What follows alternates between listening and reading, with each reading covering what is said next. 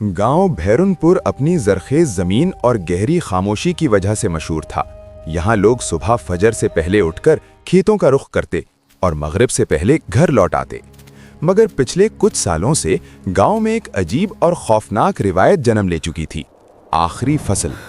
गांव के बुजुर्ग कहते थे कि हर साल एक किसान की फसल अचानक लाल हो जाती है। गेहूं हो या चावल, हरी भरी फसल एक रात में खून जैसे रंग में बदल जाती। और उसी साल गांव से एक लाश बरामद होती, कभी खेत से, कभी नदी से और कभी पुरानी झोपड़ी से। इस साल ये मनहूस निशानी रशीद के खेत पर नजर आई।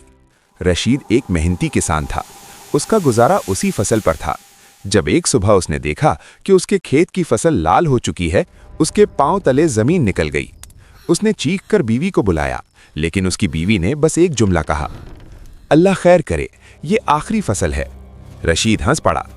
फसल बेचकर रंग चढ़ा होगा मिट्टी का, उसने खुद को तसल्ली दी। मगर जब उसने हाथ लगाकर देखा तो मिट्टी से गर्म और गीली महसूस हुई, जैसे ताज़ा खून। उस रात रशीद को नींद नहीं आई।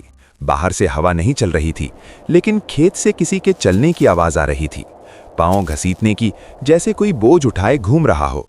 जब रशीद ने दरवाज़ा खोला तो खेत की तरफ से हल्की रोशनी आ रही थी। वहां उसने देखा, उसकी फसल के दरमियान एक साया खड़ा था, इंसानी शक्ल का, लेकिन चेहरा बिल्कुल साफ, जैसे किसी ने मिटा दिया हो। साया धीरे धीरे उसकी तरफ मुड़ा। ये फसल मेरी है, एक भारी और खोखली आवाज आई। रशीद बेहोश हो गया। सुबह गांव वालों ने रशीद को उसके खेत में पड़ा पाया। जिंदा था, मगर उसकी जुबान बंद हो चुकी थी। वो बोल नहीं सकता था, सिर्फ खेत की तरफ इशारा करता रहता। उसी शाम गांव के तालाब से एक लाश मिली, गायब होने वाला किसान सलीम। लोग समझ गए कि इस साल की कुर्बानी हो चुकी है।